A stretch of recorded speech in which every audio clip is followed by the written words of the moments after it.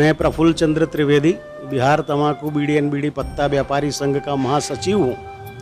और ये हमारा जो स्वतंत्रता दिवस है 75वां, वो हम लोग अमृत महोत्सव के हिसाब से माननीय प्रधानमंत्री जी के आह्वान पर पूरे देश में मना रहे हैं। और प्रधानमंत्री जी ने यह मनाने के लिए इसलिए तय किया कि हमारे वैसे बहुत से नौजवान हैं जो इस आज़ादी मिलने के बाद जन्मे हैं, तो उनको आज़ादी का महत्व पता हो।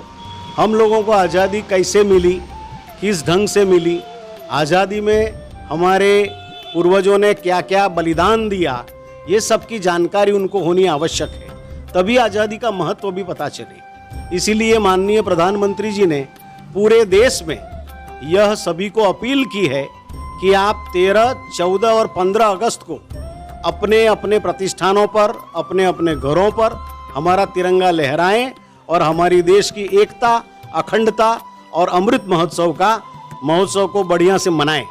यही हम अपने व्यापारियों को, हमारी जनता को, हमारे स्नेही सज्जनों को, सभी को हम अपनी शुभकामनाएं दे रहे हैं। और सभी को मैं भी अपील कर रहा हूं कि प्रधानमंत्री जी की अपील के हिसाब से आप भी 13, 14, 15 अवश्य रूप से अपने प्रतिष्ठान पर, घर पर तिरंगा लहराएं और इस अमृत महोत्सव को बढ़िया से मनाएं।